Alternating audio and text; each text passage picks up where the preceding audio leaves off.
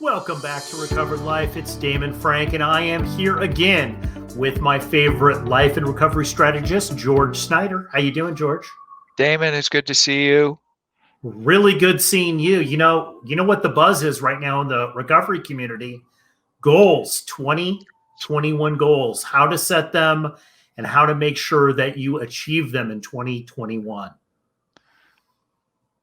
And let me ask you, it seems to me you want to be realistic about your goals. I think so many of us set ourselves up for failure. But what does that look like when you're coming at it from a place of recovery? Yeah. For over 3 decades, almost 3 decades, I've been a huge goal setter in recovery. Okay. I did it wrong the first couple of years, and I progressively have gotten it better, and I've gotten better and better and better at it over the years. And I think I think for me, it's a process. And we were talking about this process on the phone earlier this week. And, we have kind of boiled it down. And I know you and I both in our coaching that we do with people in early recovery, especially, but also people with decades of sobriety, have a really hard time setting and executing and staying on track with the goals that they set in recovery. They really, it's something that people struggle with a lot. Well, it's about finding balance. I think there's a big piece of it is like doing something and knowing that it's keeping it reasonable. And I don't know about you, reasonable is very hard for me to find sometimes. I'm all out or I've quit in despair. I'm finding that middle ground of what is achievable, what's reasonable. Well, you said balance, and part of the thing with setting goals is in recovery, why it's particularly hard for people in recovery sometimes to set goals, especially recovery goals, things that are centered on the recovery, is that we are a lot of times magical thinkers when it comes to setting goals, right? And we don't really think it through. And I think the first thing that we always try to do is to be realistic. I'm a very big thinker, and I like to set really big goals, and I've achieved really big goals, in recovery. But you want to be realistic about and define it. What am I actually setting the goal for? What is the goal? Right. And take a deep breath and that pause. And so much of it for me is about the anxiety I get into, and I got to do this right away. No, maybe not. Maybe I just need to sit down, pause. And what's the next obvious and reasonable step to take in this case? Does that make sense? And if you're absolutely. And if you're in early recovery, you might have been doing this for, 6 months or so, and you're in a 12-step program and you have to do certain steps, or you are working with a therapist or a coach and you're trying to do certain things in your life. It could be making amends. It could be, breaking habits or different things that you do. And I think really defining them and getting it down. And, George, me, you will see me around town and I'm always pulling out of my pocket 3x5 cards. I'm very succinct on actually what my goals are. I really want to be able to see it, read it, and understand it. Yeah. Understand where we're going and where we've been. I always say, people say, I got to go on a diet. I got to lose some weight. What'd you eat yesterday? I didn't know. I've been living on caffeine and sugar for who knows how long, but I'm suddenly going to have nothing but carrots. It's just like, it's not a reasonable, put myself on a budget. Yeah. What do I spend in a week? I don't know. So getting to a place of where have I been? Where am I going? What seems reasonable? What's the next right step? Exactly. And I think the biggest, the second part of this, which I always say, and I use this a lot in coaching, is once you've defined it and you've put it down, and I say on paper, right?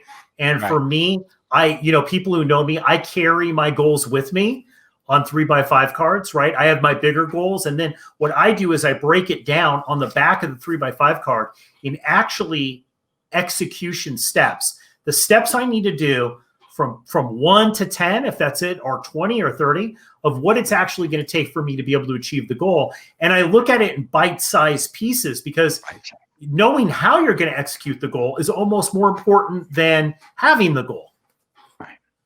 All the steps, it's so important. People want to get it and realize that there are a whole bunch of things involved, a whole bunch of steps involved in a particular goal.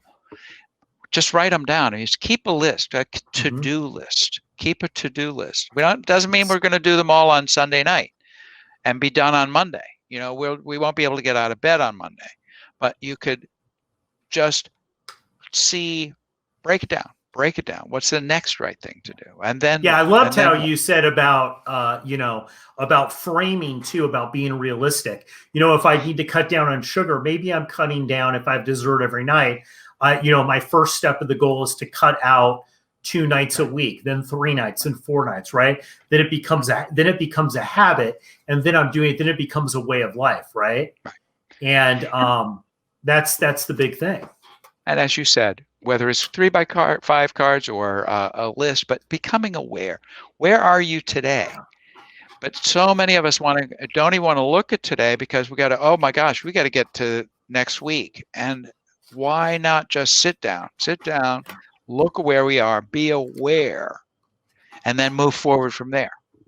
Yeah. And this is why this, just to jump in too, because this is one thing I really want to make sure that we have time to talk about here, is accountability. This is where accountability comes in. And I know you are the host of the Old School Men's Mastermind, which a lot of it is about accountability and recovery, right? How important accountability is. Damon, so much of this is about being able to be connected with a group that knows what you're trying to achieve. Maybe not knowing your long distance goals. I think sometimes the things that I aspire to, I don't want to disclose that because I'm working on it, but I can keep people current with where I am today. I can be accountable to setting reasonable goals, reasonable expectations for myself, and then be able to share that as a kind of, look what I did. People support us in our, they really do. If I'm open with a community and keeping current with people.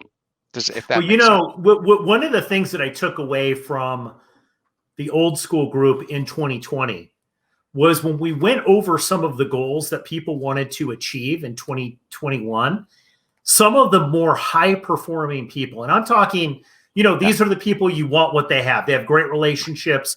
Many of them are incredibly accomplished financially and in their careers, right? These are people who play full out in recovery. And, a lot of the goals of some of the bigger people that played out were very, very small.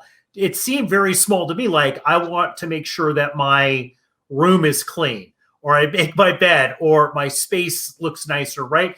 They were things that they knew after being decades of playing full out in sobriety years that would make a major shift in their recovery. Right.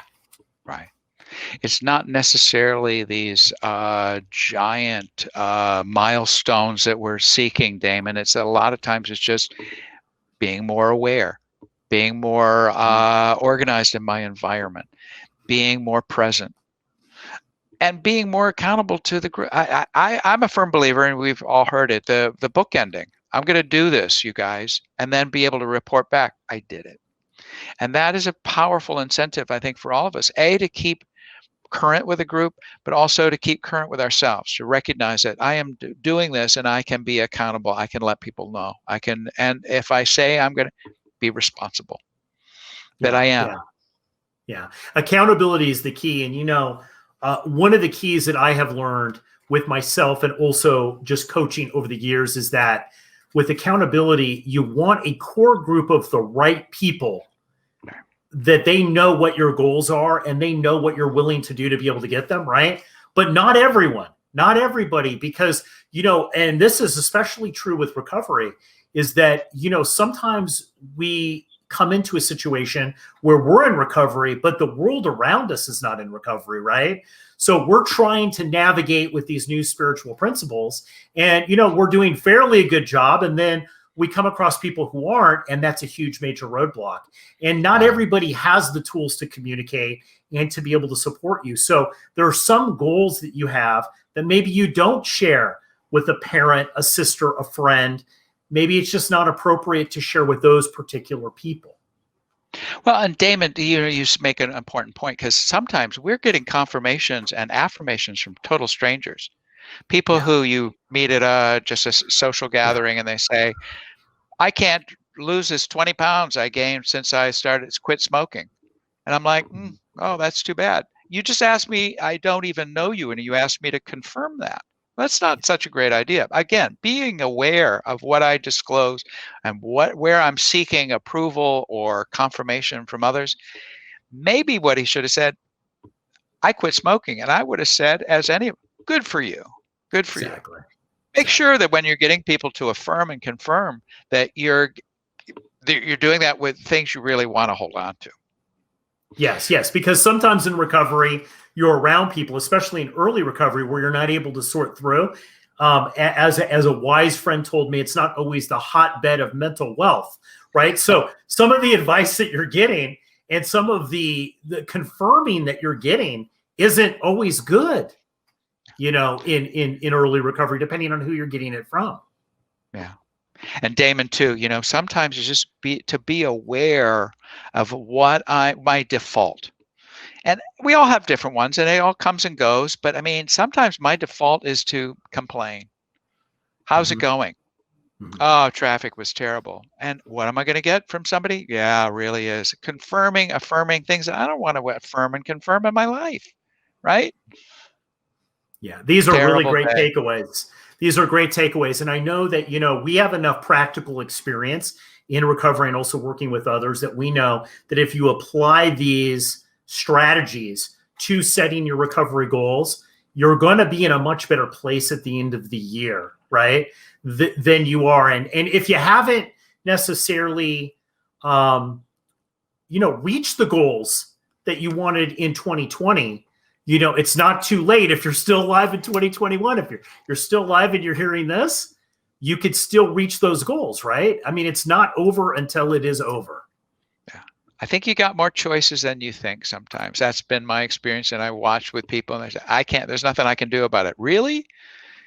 You just confirmed that. Maybe we should stop. Maybe we have a choice in the things we choose to say we can't do or can do. Just looking at it again, being aware, being present, having those cards that you carry in your pocket, Damon, like having that to-do list on my desk. I don't know what to do today. Well, I got a whole list of stuff. What's the next right thing to do? Yeah. And how can I confirm what it is I really want? Because people will do it. People are more than happy to say, yeah, I hear you. That's right. So let's make sure that what I'm asking them to say I'm right about is something I really want.